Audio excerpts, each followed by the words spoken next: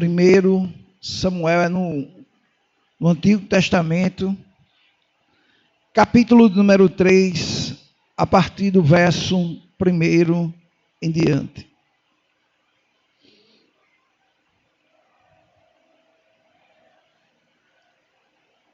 Primeiro Samuel, capítulo 3, verso 1 em diante, diz assim: O jovem Samuel servia ao Senhor perante Eli. Naqueles dias, a palavra do Senhor era muito rara, as visões não eram frequentes. Certo dia, estando deitado no lugar costumado, o sacerdote Eli, cujos olhos já começavam a escurecer-se, a ponto de não poder ver, e tendo se deitado também Samuel no templo do Senhor, em que estava no templo do Senhor, em que estava a arca, antes que a lâmpada de Deus se apagasse.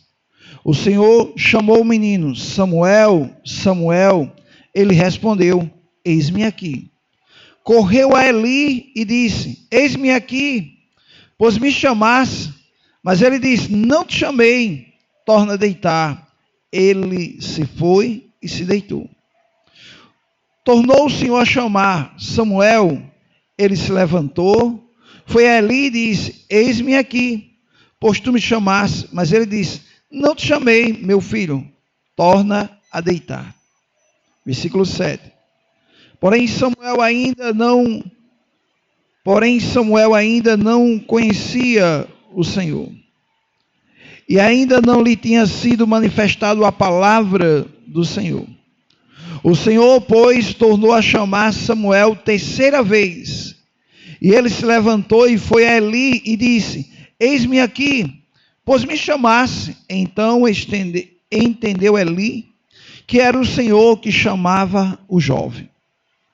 Por isso, Eli disse a Samuel: Vai, deita-te. Se alguém te chamar, dirás: Fala, Senhor, porque o teu servo ouve. E foi Samuel para o seu lugar e se deitou. Versículo 10. Então veio o Senhor e ali esteve e chamou, como das outras vezes: Samuel, Samuel. Ele respondeu: Fala, porque o teu servo ouve. Amém. Irmão, existem várias maneiras de Deus falar com você. Deus pode falar com você através da palavra, que é a prioridade. Deus pode falar com você através de um louvor. Deus pode falar com você através de um sonho. Deus pode falar com você através de uma revelação. Deus pode falar com você através de um profeta de Deus.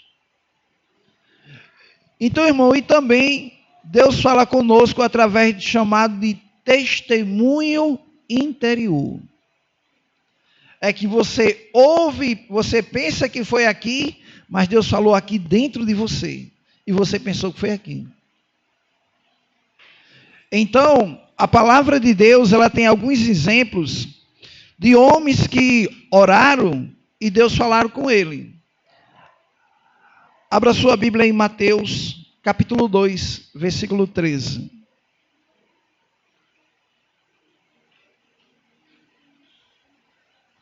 Mateus, capítulo 2, versículo 13.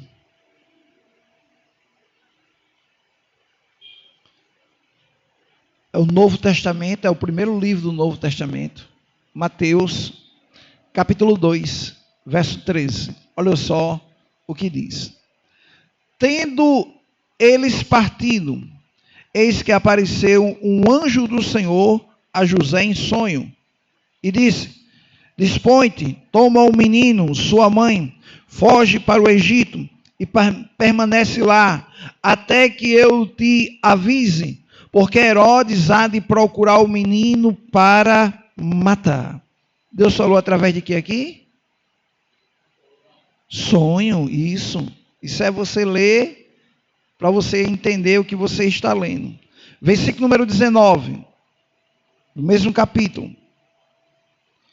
Tendo Herodes morrido, eis que o anjo do Senhor apareceu em sonho a José no Egito e disse: dispõe-te, toma o menino e sua mãe, vai para a terra de Israel, porque já morreram os que tentaram contra a vida do menino.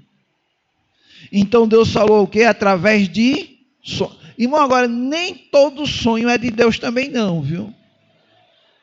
Porque tem gente que quer interpretar sonho de todo jeito e quer que todo jeito sonho dê certo. Muitas vezes, irmão, a gente sonha porque a gente dormiu muitas vezes preocupado com algo. E a gente acaba sonhando com essa preocupação que você... Muitas vezes você dormiu preocupado com a dívida, com o problema, com a notícia de um médico. E aquilo ficou na sua mente e você dormiu. E quando vê que não, você começou a sonhar o que você aconteceu no dia a dia. Mas o sonho aqui, irmão, é diferente. Por quê? Porque José, ele não estava preocupado do que ia acontecer. Foi o sonho que, no sonho, o Senhor falou com ele e deu uma direção para que rumo ele fosse tomar. Ele não dormiu pensando, amanhã, será que eu vou para Jerusalém? Será que eu vou para a Judéia? Será que eu vou para Samaria? Não. Ele, quando dormiu, ele teve um sonho. A Bíblia fala sobre Nabucodonosor. Nabucodonosor também teve um sonho. Só que ele teve um sonho, é igual, isso já aconteceu com a gente. Teve um sonho e esqueceu do sonho. Nabucodonosor também esqueceu o sonho que ele teve. E ele ficou tão impactado que obrigou os seus feiticeiros a desvendar o sonho que ele tinha esquecido.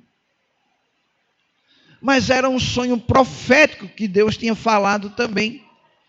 Deus tinha mostrado a ele o que ia acontecer. Então, quando ninguém conseguiu revelar o sonho, ele ameaçou e disse: pois se alguém não revelar o sonho, eu vou mandar matar cada um de vocês. E Daniel era um dos que fazia parte dos conselheiros. Então, Daniel chama Sadraque, Mesaque, Abednego: rapaz, vamos orar. Vamos orar, porque quando nós ora, Deus responde. E quando ele orou, ele teve uma visão. E quando Daniel teve aquela visão, ele disse: eu quero estar na presença do rei. Então, quando ele começa a falar, então ele entra na presença de Nabucodonosor e começa a contar o sonho. E ele começa dizendo: você sonhou numa grande estátua, enorme. Essa estátua tinha a cabeça de ouro, os braços de bronze, de prata, o ventre de bronze, os pés de barro, misturado com ferro. Aí ele ficou impactado, porque já imaginou, irmão? Era Daniel falando e o sonho chegando à memória. E ele começa a revelar o sonho. Ele não só... É por isso, irmão, que baseado em Daniel, que crente quer tá revelando o sonho. E por isso que tem gente aperreada: pastor, eu sonhei com um cachorro, com um gato, não sei o que. Significa o que, pastor? Dá vontade de dizer: significa que você sonhou apenas. Mas as pessoas querem estar igual a Daniel. E a revelação? O ímpio lá fora joga no jogo do bicho depois de um sonho. Ele tem um sonho, rapaz, aí vai contar para um amigo: então vai dar cachorro. Eu acho que vai dar gato.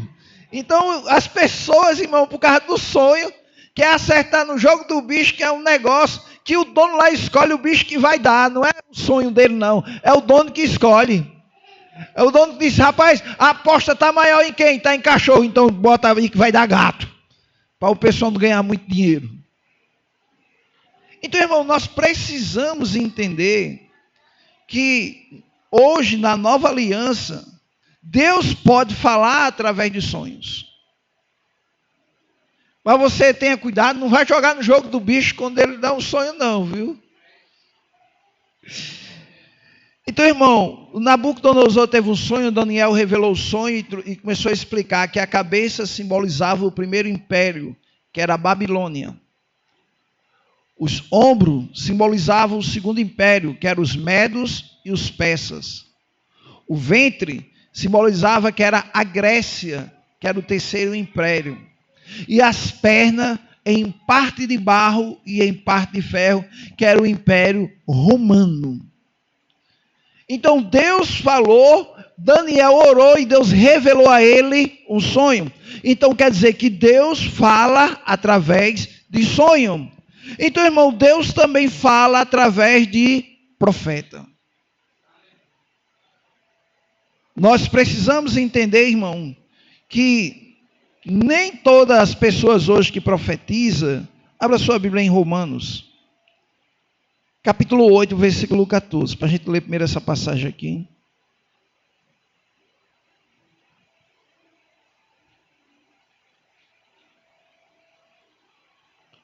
Romanos, capítulo número 8, versículo número 14.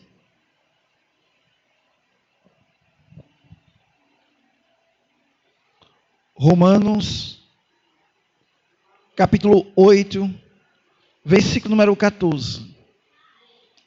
Olha só o que diz a palavra do Senhor. Pois todos os que são guiados pelo Espírito de Deus são filhos de... Então você não é guiado por sonho, você não é guiado por revelação, você não é guiado por profeta, você é guiado pelo Espírito Santo de Deus. Agora, irmão, tenha cuidado que você também não é guiado pelo dedo. Porque eu acho que você já viu isso. E as pessoas têm um hábito. Hoje até, acho que o pessoal está me vendo tanto, está parando com isso já. As pessoas têm um hábito de ser guiado pelo dedo. Se você já fez isso, faça mais não. O pessoal fecha a Bíblia e fecha os olhos para não quebrar a simpatia. Porque abrir os olhos não funciona. Tem que fechar. Abra a Bíblia e diz, Senhor, fala comigo aqui.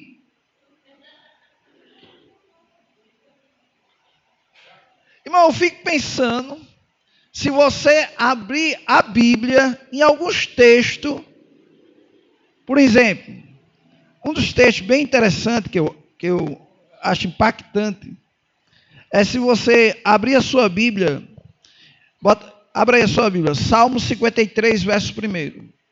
Imagine que você fez essa simpatia, fechou a Bíblia, abriu, aí o dedo caiu em Salmo 53, verso 1.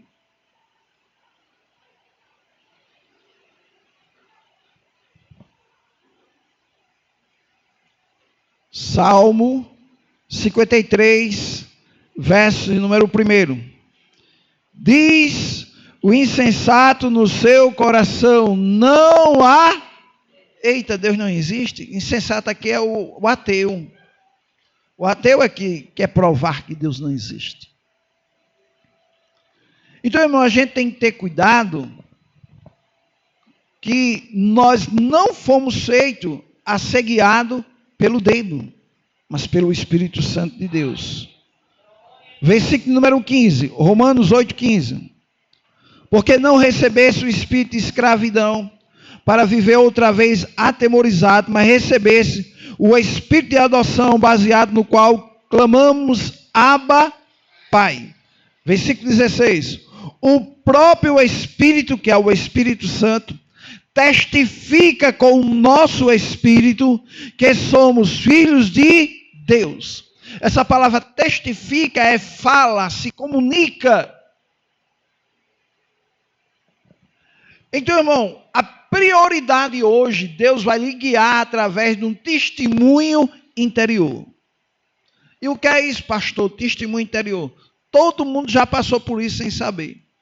Cada um de vocês aqui já foi tomar uma decisão que aqui por dentro, não era aqui não, aqui dentro você não sentiu legal, aqui ia. Você, rapaz, alguma coisa aqui. Não, irmão, se você é nascido de novo, não é alguma coisa não, o Espírito Santo dizendo, isso vai dar errado.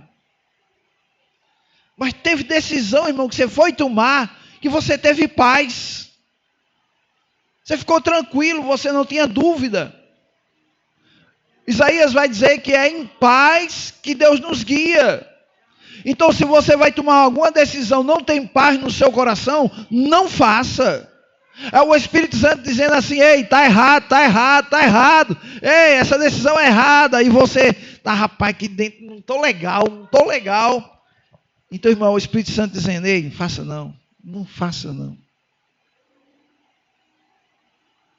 A Bíblia, irmão, ela fala no livro de Atos, capítulo 9, versículo 10.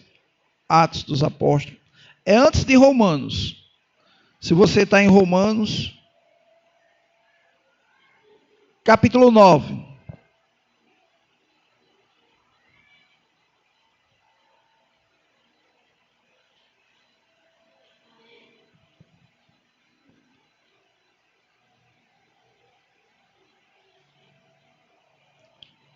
Atos, capítulo 9, versículo 10. Atos dos Apóstolos, capítulo 9, versículo 10. Ora, havia em Damasco um discípulo chamado Ananias. Disse-lhe o Senhor numa o quê? Então Deus fala através de visão. Ananias, ao que ele respondeu: eis-me aqui, Senhor. Então o Senhor lhe ordenou: dispõe-te, vai à rua que se chama direita, e na casa de Judas procura por Saulo, apelidado de Tarso, pois ele está orando. Versículo 12. E viu entrar um homem chamado Ananias, impondo-lhe as mãos para que recupere a vista. Ananias, porém, respondeu: Senhor, de muito tenho ouvido a respeito desse homem, quantos males tem feito aos seus santos em Jerusalém. Irmão, existem dois tipos de visões. Tem uma visão que é chamada cair em êxtase. Foi o que aconteceu com Pedro. Pedro, ele caiu em êxtase. Quer ver? Atos capítulo 10.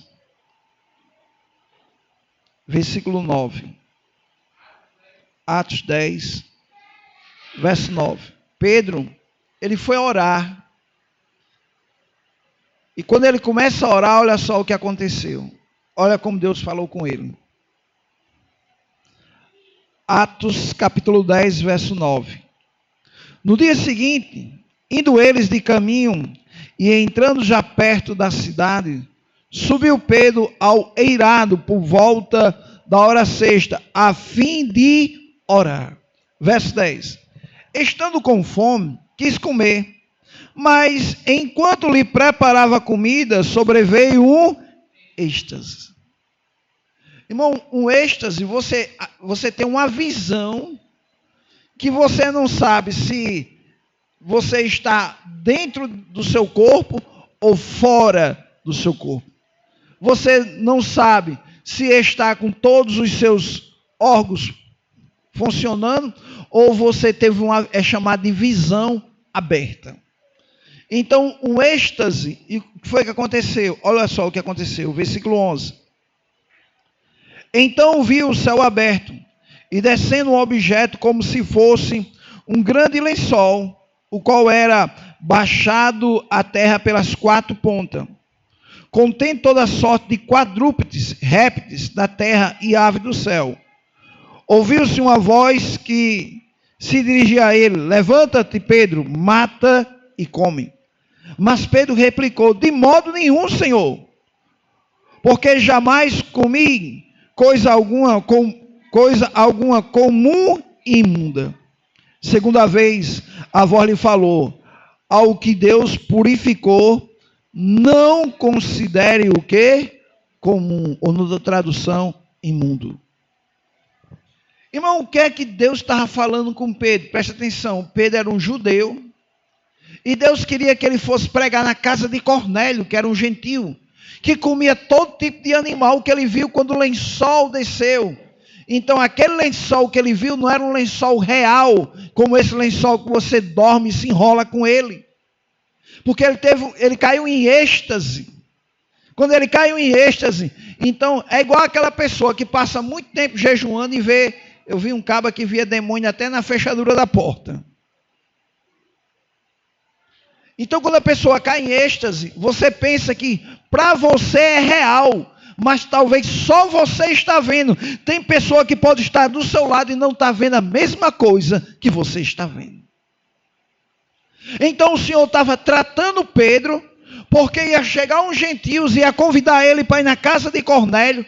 Então quando ele estava orando, ele caiu em êxtase e viu um lençol. Por isso que o Senhor diz: não considere imundo o que eu purifiquei, porque o sangue de Jesus Cristo nos purifica de todo o pecado. Então, irmão, nós fomos purificados através do sangue de Jesus vertido na cruz do Calvário.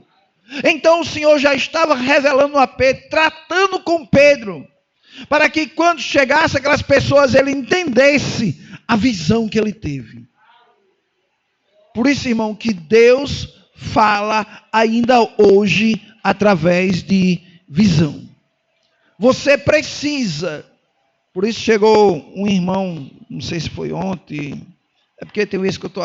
Tem gente que faz pergunta aqui, tem gente que eu estou lá na outra igreja faz pergunta. E chegaram para mim e disseram assim: pastor, precisa jejuar ainda hoje? Aí eu disse: rapaz, na nova aliança é opcional. Os judeus, eles jejuavam na antiga aliança. Por isso que quando o Senhor falou com os judeus, ele disse: quando jejuardes, não fique como triste, cabisbaixo, mostrando que o rosto que está passando fome, para que as pessoas vejam que você jejuam. E ele disse: não, lava o seu rosto. Ele disse: ei, transforma o seu rosto. Irmão, o jejuar não vai mudar Deus. Deus é o mesmo antes do jejum e é o mesmo depois do jejum. O jejuar vai preparar você para ter uma intimidade maior com Deus. Mas Deus vai ser o mesmo. Tem gente que gosta de jejuar pela manhã. Tem gente que pode jejuar à tarde. Mas, irmão, não existe jejum trabalhando, não. Eu chamo isso de passar fome. Você corre o risco de estar jejuando e trabalhando e começar a ver umas estrelinhas e quando acordar está no chão. Irmão, vá jejuar quando for para a igreja, quando for orar, quando for ler a Bíblia. Mas não faça jejum para ir trabalhar, não. Senão você vai passar mal. Ninguém fazia jejum para ir trabalhar, não. Nenhum judeu jejuar. Não, ele jejuava no templo. Aí tem crente, de manhã faz jejum e varrendo a casa, lavando louça. Aí depois eu estou vendo as estrelinhas. Eu vi uma luzinha piscando. A gente tem que ter cuidado, irmão. Tem que jejuar com sabedoria. Por isso, irmão, as visões é uma das maneiras de Deus sempre falar com o seu povo. Deus falou com Davi através do profeta qual? Quem sabe me dizer? Natã. Davi, irmão, tinha pecado. Davi tinha adulterado. E Davi pensava que ninguém sabia do ato que ele tinha cometido. Mas chega Natã na sua casa e começa a contar a história. Rapaz, Natã é um cara interessante. Ele conta uma história que nem Davi sabia que era com ele que estava falando. E nós, irmão, precisamos também aprender a ter sabedoria quando a gente for falar com alguém.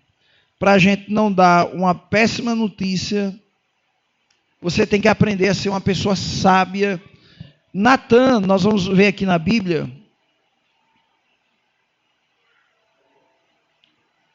Deixa eu ver aqui qual é a passagem. Capítulo número 12 de 2 Samuel. 2 Samuel, capítulo de número 12, verso de número 1.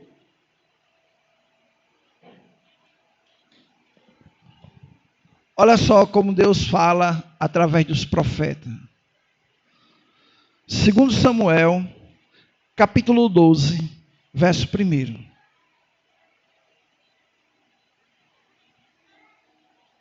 Segundo Samuel, capítulo 12, verso 1. O Senhor enviou Natã a Davi. Então não foi Natã que escolheu ir a Davi, foi o Senhor que mandou ele lá. Não foi Natã que diz assim: rapaz, eu vou lá repreender Davi. Não. Talvez Natã estivesse na sua casa e o Senhor disse: Natã, eu tenho uma missão para você. Eu quero que você vá repreender o rei. Ele fez besteira. O Senhor enviou Natã a Davi. Chegando Natã a Davi, disse: havia numa cidade 2 homens, um rico e outro pobre. Preste bem atenção, irmão, que esse profeta não chega logo dizendo assim: ei, eu estou sabendo, Deus me revelou que você adulterou, que você preparou uma pessoa para matar. Não disse nada disso. Ele é aquele cara que vai contar uma história e dar uma rodeada bem por longe, que o cara não está nem entendendo que ele... E o cara fica assim: tu quer chegar aonde? Pelo amor de Deus, diga logo. E o cara que é ansioso fica dentro dele: homem, conte logo, conte logo, conte logo. Verso 2. Tinha o rico ovelhas, gado em grande número, mas o pobre não tinha coisa nenhuma, senão uma cordeirinha, que comprará e criará, e que em sua casa crescerá junto com seus filhos. Comia do seu bocado e do seu copo bebia, dormia nos seus braços e a tinha como filha. Vindo o viajante ao homem rico, não quiseste tomar das suas ovelhas e do gado para dar-lhe comer ao viajante que viera a ele, mas tomou a cordeirinha do homem pobre e a preparou para o homem que lhe havia chegado. Então o furor de Davi se acendeu sobremaneira contra aquele homem e disse a Natã: tão certo como vive o Senhor, o homem que fez isso deve ser morto. E pela cordeirinha restituirá 4 vezes, porque fez tal coisa e porque não se compadeceu. Versículo 7. Então disse Natã a Davi: tu és este homem, assim diz o Senhor Deus de Israel: eu te ungi rei sobre Israel, eu te livrei das mãos de Saul. Dei-te a casa de teu senhor e as mulheres do teu senhor em teus braços, e também te dei a casa de Israel e de Judá. E se isso fora pouco, eu teria acrescentado tais e tais coisas. Por quê? Pois desprezasse a palavra do Senhor, fazendo o que era mal perante ele. A Urias, o heteu, feriste a espada, e a sua mulher tomaste por mulher, depois de o matar com a espada dos filhos de Amon. Amém. Irmão, já imaginou como é que Davi ficou depois disso? Irmão, Davi deu a sua própria sentença, sem saber. Ele declarou a própria sentença dele. Por isso, quando você for ler o Salmo 51, o Salmo 51, irmão, é o arrependimento de Davi pelo pecado que ele cometeu. O Salmo 51 é uma oração de arrependimento.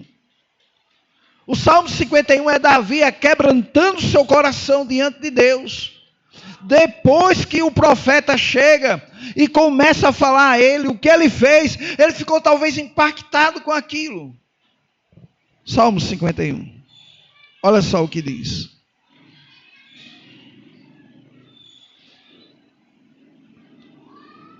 Salmo de número 51.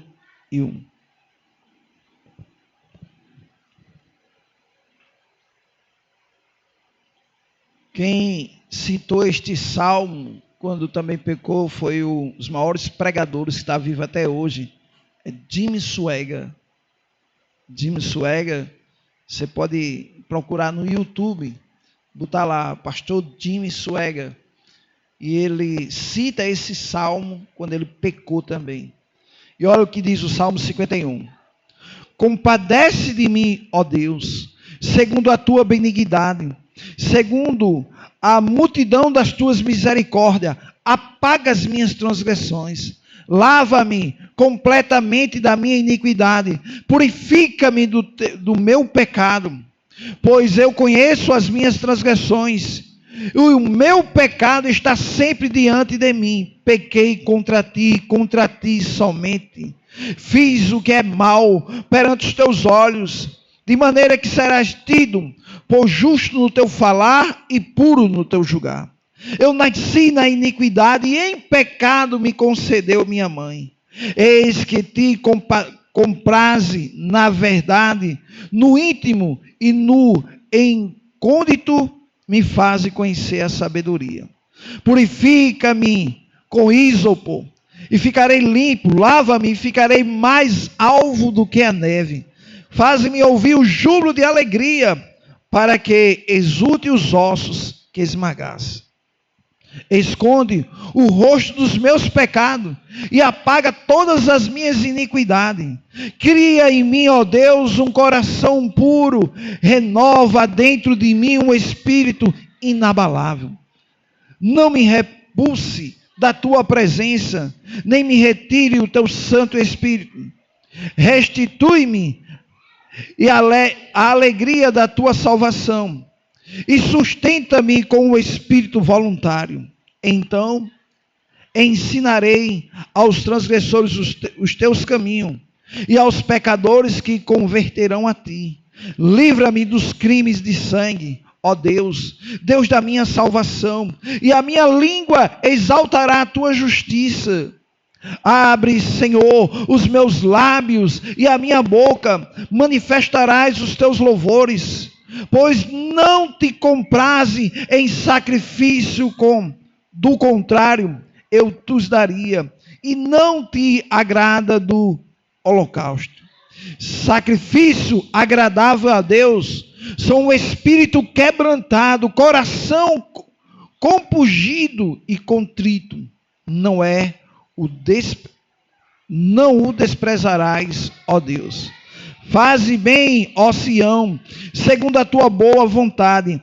Edifica os muros de Jerusalém. Então te agradarás do sacrifício de justiça, dos holocaustos e das ofertas queimadas. E sobre o teu altar se oferecerão novilhos. Amém. Então, irmão, isso daqui é a oração de Davi, pedindo perdão a Deus pelos pecados cometidos. Por isso, irmão, que a oração é tão importante você entender a oração. Porque a gente pensa que só existe oração de petição, oração de agradecimento, oração de intercessão, oração em línguas, mas existe oração de perdão. E Deus, irmão, é aquele que nos perdoa. E depois ele vai dizer para você: dos seus pecados não me lembro mais.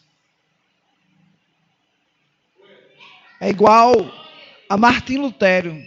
Martim Lutero, quando deixou de ser padre e se tornou um teólogo e passou a ser pastor, ele dando aula, e escreveram num quadro todos os pecados que Martim Lutero tinha cometido. Ele ficou olhando, cruzou os braços, olhou, e quando o cara terminou, disse: não tem mais nenhum não, só tem esse.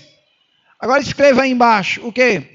O sangue de Jesus Cristo me purifica de todos os pecados. Então, irmão, você tem que entender que você é purificado pelo sangue de Jesus. Por isso que você tem que aprender a orar com ousadia, você tem que aprender a orar com convicção, você tem que aprender a orar com fé, você tem que aprender a orar que Deus vai lhe ouvir e Ele vai responder a sua oração. Por isso, irmão, que a gente não pode ficar vivendo de passado, porque Deus conta com você. Irmão, você já imaginou se Deus esperasse a gente chegar a ser 100% perfeito, a gente não ia fazer a obra de Deus nunca. Porque muita vez a gente acerta aqui, dá uma errada acolá, faz algo certo aqui, depois faz algo errado ali. Mas o que Deus sonda é o desejo do seu coração. de servir ao Senhor, de fazer o melhor para o Senhor. Por isso que Davi diz: Deus não suporta um coração aquebrantado. É uma pessoa que quando erra diz: Senhor, errei. Não faça nem como Adão, nem como Eva. Que Adão, quando pecou, disse: Senhor, a mulher que tu me desse. Aí a mulher, para não ficar embaixo, não, foi a serpente. É um culpando o outro. É igual o crente quando sai da igreja: rapaz, porque eu saí? Não, por causa de fulano. Aí ele disse: está imitando Adão e Eva, é culpando os outros? Não, irmão, aprenda a fazer como Davi. Davi não culpou ninguém, ele assumiu os seus erros. Rapaz, eu errei. Eu saí porque eu errei. Lá eles estão certos, porque estão servindo ao Senhor. Foi eu que errei, é eu que preciso me reconciliar com Deus. O caminho é esse, irmão. É o caminho da misericórdia. E a Bíblia diz que as misericórdias do Senhor é de geração a geração. Amém? Então nós vamos louvar o Senhor.